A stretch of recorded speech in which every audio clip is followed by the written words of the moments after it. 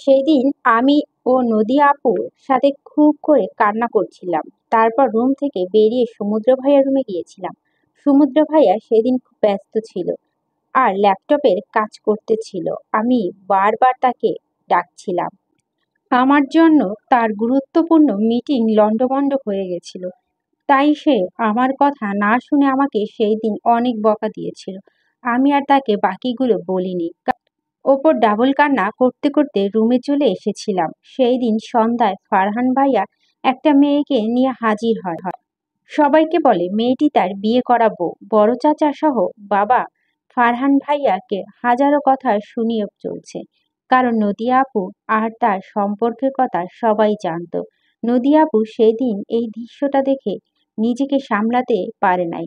সে যে ঘরে ঢুকছে তার লাশ ঘর থেকে বের হয়েছে। সেদিন একটা নোট ছিল।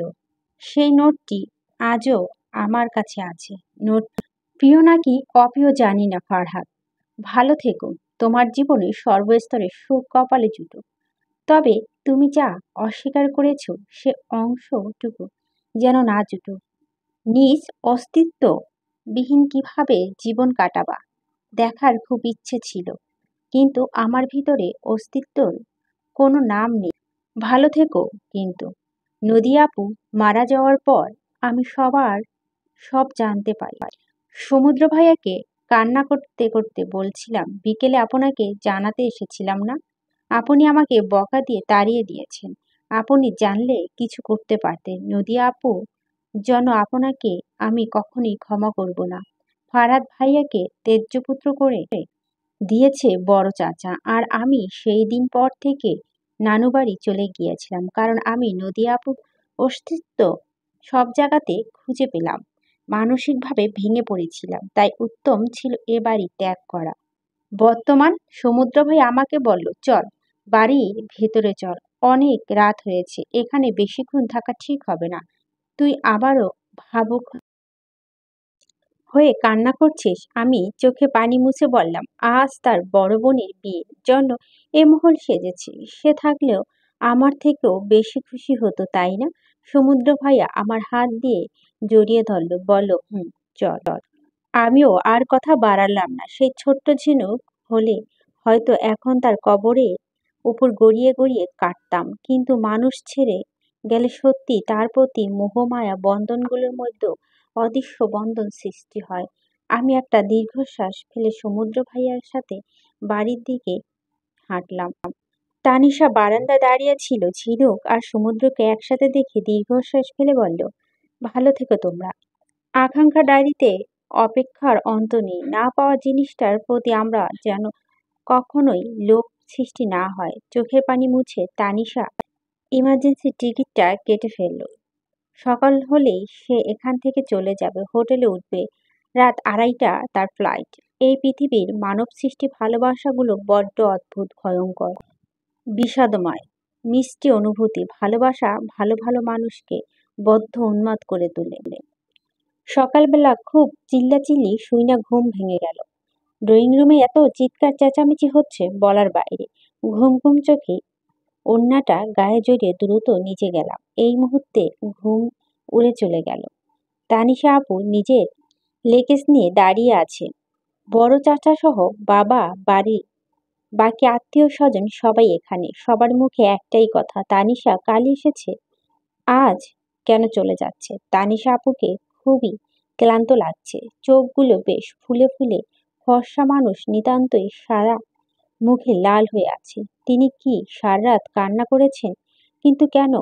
ফুপুমণি ও ফুপাও আশ্চর্য হয়ে দাঁড়িয়ে আছে। তারা বুঝতে পারছেন না তাদের আদরের পুতুলের কি হয়েছে, এত বিধ্বস্ত কেন লাগছে। এর মধ্যে সমুদ্র ভাইয়া আগমন। সকাল সকাল নিশ্চয় জকিং করে বের হয়েছিল। শরীর ঘামে ভেজা। ড্রয়িং রুমে এত মানুষ একসঙ্গে দেখে ভুরু কুঁচকে সদর দরজা থেকে ভেতরে প্রবেশ করে। একজন কাজের লোক তাকে তোয়ালা দিল। তিনি শরীরের ঘাম মুছলেন। সমুদ্র ভাইয়া গম্ভীর গলায় বলেন, এখানে কি হয়েছে? সকাল সকাল তোমার সবাই এভাবে ড্রয়িং রুমে জড়ো হয়ে চিৎকার করছো কেন? বড় চাচা, সমুদ্র দেখো, তানিশা চলে গেছে। কালই এত বছর পর মেয়েটা আসলো আজই চলে যাচ্ছে।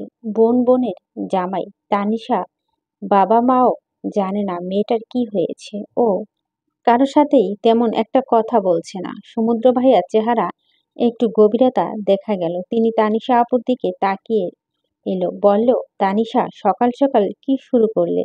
দেখো, আত্মীয় স্বজন সবাই দাঁড়িয়ে আছে, ডেকোরেশনে মানুষজন ও দাঁড়িয়ে এগুলো দেখছে, সবাই হাসছে, কান্নাকাটি করছে। তোমার চেহারাটা এমন বিধ্বস্ত হয়ে আছে কেন? সারা রাত কান্না করছো? এমনই তো মনে হচ্ছে। কি হয়েছে আমাকে বলো। কেউ কিছু বলেছে? আমি দায়িত্ব নিচ্ছি, উপযুক্ত শাস্তি দিব। তানিশা আপু একটা তাচ্ছিল্য হাসি দিয়ে বলো, মিস্টার আব্রাহাম ফারাজ সমুদ্র শেখ, শাস্তি দেওয়া দরকার নেই। ভালোবাসার মানুষকে শাস্তি দেওয়া যায় না। বাই দ্য ওয়ে, ভালো থাকবেন। এ জীবনে আজ যাকে পিছনে রেখে যাচ্ছি তাদের সাথে জীবনে দ্বিতীয়বার সাক্ষাৎ হবে না, যোগাযোগ হবে না। আম্মু আব্বু ৩ হাত বিয়ের শেষই ব্যাক করবা। কনগ্রাস্ট সমুদ্র শেখ, ভালোবাসা মানুষকে ধরে রাখার চেষ্টা করবেন, কারো রুহের হা নিঃশ্বাস না লাগে। তানিশা আপু গটগট করে বাড়ির বাইরে চলে গেল।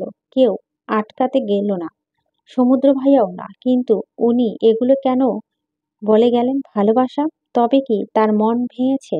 কিন্তু কে ভেঙেছে? এত ভালো সুন্দর নরম মানুষের মন কে ভেঙেছে? মেয়েদের মন নিয়ে খেলা করতে নেই, এদের রুহে হা নিঃশ্বাস বরদোয়া হিসাবে কাজে লেগে যায়। এই পৃথিবীতে যত পুরুষ ধ্বংস হয়েছে তাদের প্রত্যেকটা কোনো না কোনো ভাবে নারীর বরদোয়ায় অভিশপ্ত। সমুদ্র তানিয়া কথাটা অর্থই বুঝল না, কেন তাকে এগুলো বলল। তবে তানিশা ছোট থেকেই তাকে পছন্দ করত, এটা সে জানে। তানিশা তার থেকে প্রায় ৮ বছরের ছোট। এ বাড়িতে তানিশা যতবার আসতো ছলে কলে কৌশলে সে তার কিশোর মনের আবেগ সমুদ্রকে বোঝানোর চেষ্টা করত। সমুদ্র যেদিন বুঝতে পারল তানিশা কিশোরী বয়সী মনের দুর্বলতা, সে তানিশার থেকে আরো বেশি দূরে দূরে থাকার চেষ্টা করত। কারণ এই কিশোরী বয়সে আবেগ রূপ ভয়ঙ্কর। একদিন সমুদ্র এ থেকে মুক্তি পেল। তানিশারা বাইরে চলে গেল সপরিবারে, কিন্তু তার সাথে বিভিন্নভাবে যোগাযোগ রাখত। ফুফাতো ভাই বোন বলে কথা। কিন্তু আজ তানিশা কি হয়েছে? কেন সে এমন কথা বলল? তবে কি আজও তানিশা মনে এমন কিছু আছে? থাকার তো কথাই নয়। কারণ সমুদ্র থেকে তানিশা কখনোই প্রেম ভালোবাসাগুলো সিগন্যাল পায় নাই। তাহলে জীবন থেকে কেউ চলে গেলে জীবনে কখনোই থেমে থাকে না। যদিও কথাটা আংশিক সত্য, আংশিক মিথ্যে। জীবন সময়ের সাথে চলে, বাহ্যিক দিক থেকে পরিবর্তন হয় ঠিক, কিন্তু মনের মধ্যে দাগ এঁকে যায়। অনেক মানুষই কখনোই জীবনে মুড অন করতে পারে না, জীবন্ত লাশ হয়ে বেঁচে থাকে। তানিশা আপু চলে যাওয়াতে বাড়ির মধ্যে অনেকের মনই খারাপ। নিশ্চয় ফুপুমণি ফুপার খুবই কষ্ট পেয়েছে। তারা সারাদিন মন খারাপ করে আছে। বড় চাচা সহ মা বাবা, ছোট চাচা চাচির খুবই আপসেট। দুপুর থেকে পার্লারে মানুষরা এসেছে, বউ সহ সবাইকে সাজিয়ে দিচ্ছে। আমি সাজার জন্য বসে আছি। যদিও আমার ভারী মেকআপ পছন্দ নয়, কিন্তু সবার সাথে তাল মিলিয়ে চলতে হবে। আজ মেয়েরা সবাই হলুদ শাড়ি পরে, ছেলেরা নীল পাঞ্জাবি পরবে। আচ্ছা, হুমায়ুন আহমেদের এই হিমু রূপার মতো মেয়েরা নীল শাড়ি আর ছেলেরা হলুদ পাঞ্জাবি পরলে কি হতো? যাই হোক, আমাকে শাড়ি পরিয়ে দিল এক মেয়ে। আমি জীবনে এই প্রথমবার শাড়ি পরেছি। তা নয়, আরও একবার শাড়ি পরেছিলাম, সেটা প্রথমবার ছিল। এটা দ্বিতীয়বার। তবে প্রথমবার যেহেতু কাণ্ড না ঘটলে হয়। সেরা কলেজের দ্বিতীয় বর্ষে উঠছি সবাই। মারিয়া, আমি সহ কিছু ক্লাসমেট প্রবীণদের নবীন অনুষ্ঠানে ঠিক করলাম শাড়ি পরে ওদের বরণ করব। যেহেতু গার্লস কলেজ, তাই পুরুষ নেই, সেরকম অনিরাপত্তাও নেই। তাই সম্মান খুলতে খুলতে সেই দিন বেঁচে গিয়েছিলাম। কিন্তু সেই ঘটনা মনে পড়লে আজও লজ্জা পাই। বান্ধবীরা সহ ম্যামরা হাসেন, মাঝে মধ্যে বলেন, লজ্জাও দেন। সেই দিন সবাই প্রবীণদের বরণ করেছে ফুল দিয়ে। এবার আমার পালা আসছে। আমি শাড়ি নিয়ে স্টেজে উঠলাম। প্রবীণ মেয়েদেরকে ফুল দিয়ে বরণ করে স্টেজ থেকে নামবো। তার আগে আমি নিজেই নিজের শাড়ি কুচিতে পা বাঁধিয়ে উস্টা খাই। ফলস্বরূপ ভরা মহলায় একগুচ্ছ মাইয়াদের মধ্যে স্টেজে সবার সামনেই আমার শাড়ি কুচি খুলে পড়ে যায়। আহা! কি বেদনাদায়ক, লজ্জাকর ঘটনা। আমি ১ সপ্তাহ কলেজে যাইনি। বর্তমান আসা যাও। বড় চাচি কিছুক্ষণ পর পর এসে তাকে দিচ্ছে। আমাদের মেয়েদের হয়েছে কি, ছেলেরা কখন থেকে দাঁড়িয়ে আছে, অলরেডি বিকেল গড়িয়ে সন্ধ্যা হওয়ার পথে। যদিও হলুদ সন্ধ্যা কমিউনিটি সেন্টারে হবে, সেখানে যেতে আবার মিনিট ১০ উপর লাগবে। ইতিমধ্যে বড়রা যেন বাবা চাচা মামারাও চলে গেলেন। যাই হোক, সবাইকেই সুন্দর করে সাজিয়ে দেওয়া হলো। মেয়ে হয়েও পড়ছি বিপাকে। কিছু কিছু মেয়েরা সত্যি এত মেকআপ পছন্দ করে। আপু এর দীর্ঘ ঘন্টা খানেক বসে আছে মেকআপের জন্য। আল্লাহ মাইয়ারা মানুষদের ও ভালো ধৈর্য সহ্য দিয়ে বানাইছে। অনেকেই শাড়ির সাথে ভারী মেকআপ নিয়েছে, যদিও খারাপ লাগছে না, বেশ পরিকন্যা পরিকন্যা লাগছে। কিন্তু এদের মাঝে আমি একমাত্র যে লাইট মেকআপ নিলাম, তাও সবার সাজা শেষে। আমার সাজা শেষ হতে সবাই আমার দিকে ঝুঁকে পড়ল। পার্লারে যে মেয়েটা আমাকে সাজিয়ে দিল সে বলল, আমি জীবনে কত মেয়ে সাজিয়েছি লাইট মেকআপে, এর মতো সুন্দর কাউকে লাগে নাই। একে অপরকে বলছে আমাকে নাকি সবার থেকে বেশি সুন্দর লাগছে। আমি হে হে করে ২৪ পাটি দাঁত বের করে ঠোঁটে জোরপূর্বক হাসি ফুটিয়ে রাখার চেষ্টা করলাম। এর মধ্যেই মারিয়া আমার মাথায় একটা টোকা মেরে কানের পিছনে কাজল লাগিয়ে বলল, আমার বোনকে এত সবচেয়ে সুন্দর লাগবে আফটার অল আতাউল ফারিন ঝিনুক বলে কথা।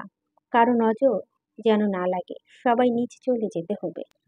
এই যাত্রায় মারিয়াকে মন থেকে ১০১টা চুমু খেতে ইচ্ছে করছে। সঠিক সময় অপ্রীতিকর অবস্থা থেকে বাঁচিয়ে নিয়েছে। চুমুর কথা মনে করতে সমুদ্র ভাইয়ার কথা মনে পড়ে গেল। তার সামনে কি করে দাঁড়াবো? আমার তো এখনই লজ্জা লাগছে। তার সেই ঠোঁট কাটার স্বভাব সবসময় আমাকে অপ্রস্তুত করতে ওস্তাদ। সিঁড়ি দিয়ে নিচে নামতে সবাই, কিছু মহিলারা, বড় চাচি, নানি সহ আরো আত্মীয়রা দাঁড়িয়ে। আম্মু নেই, মনে হয় সে চলে গেছে আগেই। আম্মু খুবই সেনসিটিভ একটা মহিলা, কারোর জন্য অপেক্ষা করতে পারে না। চটপট ঝটপট তার সব কিছুতেই। ছেলেরা সোফায় বসেছিল, আমরা নামতেই এগিয়ে এলো। এটা সেটা কত কথা শোনালো লেট হওয়ার জন্য। এখানে শাবিন ভাইয়া, মেহনাব ভাইয়া সহ আরো অনেক। সমুদ্র ভাইয়াকে তো দেখছি না, তবে কি চলে গেছে? হয়তো। বাবা, ভালোই হয়েছে চলে গেছে। এ যাত্রায় জোর করে হলেও বেঁচে গেছি। আমাকে দেখে বড় চাচি এগিয়ে এলো, কপালে একটা পরশ এঁকে দিল, বলল, মাশাআল্লাহ, আমার ঘরে লক্ষ্মীটা চোখের সামনে যে কবে এত বড় হয়ে গেলি, বলে হাত থেকে একজোড়া বালা খুলে আমাকে পরিয়ে দিল। মুনতাহা আপু দুষ্টুমি সুরে বলল, চাচি, বউ তো আমি, বিয়ে হলে চলে যাব আমি, তোমার ছেলে বউ তো সারা জীবনই থাকবে, তাই আমাকে না দেখে ছেলের বউকে দেখছো। আত্মীয় স্বজন সবাই হাসছে। সবার সামনে এমন ঘটনা আমি লজ্জা পেলাম। বড় চাচির দিকে তাকাতে লজ্জা লাগছে। এই মহিলাকে এই প্রথম আমার চাচি মনে হলো না, মনে হলো আমার শাশুড়ি মা। সত্যিই তো উনি আমার শাশুড়ি মাই। হঠাৎ করে কারো নির্লিপ্ত কণ্ঠে আমি কেঁপে উঠলাম। এটা তো সমুদ্র ভাইয়ার গলার স্বর। বলল, উফ মা, কি করলে? জীবনে প্রথম আমার বউ সেজেছে, তুমি আমার আগেই চুমু খেয়ে নিলে। ধ্যাত! এমন বাক্য শুনে আমি চমকে উঠলাম। চোখ বড় বড় করে পিছনে তাকিয়ে দেখি সমুদ্র ভাইয়া পাঞ্জাবি হাতাটা গুছাতে গুছাতে সিঁড়ির দিকে নিচে নামছে। উফ, অসম্ভব সুন্দর লাগছে তাকে। শুনছি নীল রং নাকি শুধু নারীদেরই নীলাবতী নীলাঞ্জনা লাগে, কিন্তু পুরুষদের? ও যে এত সুন্দর লাগে তা জানতাম না। সমুদ্র ভাইয়াকে না দেখলে বুঝতে পারতাম না। মনেই মন বলে উঠল, ফিরবে কবে তুমি এই মনের শূন্য তীরে? তোমার শূন্যতায় সত্যি জেগে বসেছে আমার মনে গভীর নীড়ে। তিনি আমার সামনে এসে দাঁড়ালো, আমার উপর থেকে নিচ পর্যন্ত ভালো করে তাকালো। আমিও তার দিকে তাকিয়ে আছি। মনে হচ্ছে উনি যেন একটু প্রশংসা করে। সমুদ্র, মাশাআল্লাহ, চড়ুই বউ, তোকে একদম বউ বউ লাগছে। আজ মুনতাহার গায়ে হলুদ বাদ দিয়ে আমাদেরটা করা উচিত। তাছাড়াও তোকে আমার এখনই টুপ করে খেয়ে ফেলতে ইচ্ছে করছে। ওনার কথা শুনে আমি হাসবো না কাঁদবো, আমি ডিসিশন নিলাম শুধু কিছু করব না। ওনার কাছে প্রশংসা চেয়েছিলাম, তাই বলে উনি সবার সামনে ওনার ঠোঁটকাটা বাহানা স্বভাবে পরিচয় দিবেন? এ জীবনে শিক্ষা হয়ে গেল, আর কখনই মনে মনে হলেও ওনার কাছ থেকে প্রশংসা চাইবো না। রাইটার নীলনূর। সমুদ্র ভাইয়ার দিকে তাকিয়ে তার ভাব গতিমতি বোঝার চেষ্টা করলাম। এ যে এত বড় একটা অ্যাটম বোম ফাটালো, এ যেন কিছুই না তার কাছে। নিত্যদিনের ঘটনা, দুর্ভাগ্য। সমুদ্র ভাইয়া বা আপাতত সারাদিন তাকায়। আমাদের বয়সী ছোটরাও হেসে লুটোপুটি খাচ্ছে, কিন্তু বড়রা তাদের দিকে তাকাতেই তাদের মুখ দেখে মনে হচ্ছে তারা অষ্টম আশ্চর্য কিছু শুনে ফেলেছে। মাবুদ গো, কেমন ঠোঁটকাটা নির্লজ্জ লোকের পাল্লায় ফেললাম গো। এর মধ্যেই আমার নানু আগুনে ঘি ঢেলে দিল। সমুদ্র ভাইয়ার কান টেনে ধরে বলছে, তাই নাকি নাচ জামাই? তা আমারে কি চোহে পড়ে না তোমার? দেখছো আমাকে কি পরিন্নাহার দেখতে লাগছে? আমার সতীনের কি এটাই টুক করে গিলবা, আর আমি কি বসে বসে জল খামো? সমুদ্র ভাইয়া হো হো করে হেসে উঠল, বলল, ইন্টারেস্টিং। সত্যিই তো, বড় সতীন থাকলে ছোটটারে একা নিয়ে কি আর করুম। তবে তোমারে দেখা বহু হট হয়ে গেছে। চলো বড় সতীন, দুজনই একটু রুমে চলো তো। আমারও দেখার শখ বড় সতীনের তেজ কতদূর। নানি সমুদ্র ভাইয়ার কান ছেড়ে পিঠে একটা ধুম করে লাগিয়ে বলল, এ তো দেখি পুরাই বদমাইশ জামাই রে। সমুদ্র, ৩২ বছর ধরে অনাহারে আছি সতীন। এবার তোমার ছোট সতীন না বুঝলেও কি আর করার। সবাই ভাবছে সমুদ্র পারে না, বউয়ের কাছে যায় না, কাছে যেতে মনে হয় ভয় পায়। আসো আসো, তোমায় দিয়ে উপোস ভাঙে তোমার তো সেই দিন। আসো একটু কমাই, দেখি কত তে সইতে পারো। আমার কান দিয়া ধোঁয়া বেরোচ্ছে। আমার ইয়াং জেনারেশনের ছেলেমেয়েরা না হয় অস্বস্তি হজম করে নিব, কিন্তু আমাদের আগে যুগে বড়রা, তাদের মাথায় যেন বাস পড়ল। বড় চাচি সমুদ্র ভাইয়াকে চোখ কাঁপিয়ে বলো, নির্লজ্জ ছেলে এরে নাকি আমি পেটে নিছি। কোন লগ্নে জন্ম নিচ্ছে আল্লাহ ভালো জানে। এমপি নাকি এই বলা। বাকি আত্মীয় স্বজনরা আর কি বলবে। সমুদ্র ভাইয়ার কথায় আমার কান থেকে ধোঁয়া বেরোচ্ছে। বড়দের তো আগুন বের হবে। ইস, কি লজ্জা, কি লজ্জা। লজ্জায় দাঁড়িয়ে থাকা দুষ্কর হয়ে গেছে। হে আল্লাহ, আপনি জমি ভাগ করে দিন, আমি এর নিচে লুকিয়ে পড়ি। বড়রা এই মহল থেকে সমুদ্র ভাইয়াকে গালি দিতে দিতে লেজ গুটিয়ে পড়ল। ১০ মিনিট ১৫ মিনিট পর কমিউনিটি সেন্টারে পৌঁছালাম। আগে থেকেই বর পক্ষরা এসে পড়েছেন। আমি সমুদ্র ভাইয়ার গাড়িতে করে এনেছি। উনি যে কত শয়তান জানতাম। সারা গাড়ি আমাকে লজ্জা দিয়েছে। কমিউনিটি সেন্টারে কঠিন সিকিউরিটি। একজন এমপি এই সেন্টারে কিছুক্ষণ থাকবে, সিকিউরিটি তো হবেই। আমরা গাড়ি থেকে নাম কনের পক্ষে কে নিতে বরং পক্ষে শোরগোল পড়ে গেল। মুনতাহা আপুকে নিয়ে সবাই এগিয়ে গেল। আমি পা বাড়াতেই সমুদ্র ভাইয়া আমার হাত চেপে ধরল, বলল, এই কোলাহল শোরগোল তো যাওয়া দরকার নেই, আমার সাথে এখানে দাঁড়িয়ে থাক, দাঁড়িয়ে থেকে সবকিছু দেখ। এমনিতেও আমারও এরকম মোহ পছন্দ না, তাই আমি সমুদ্র ভাইয়ের পাশে গাড়ির সাথে হেলান দিয়ে দাঁড়ালাম। সবাই শোরগোল ব্যস্ত, আমাদের দিকে কারো নজর তেমন নেই।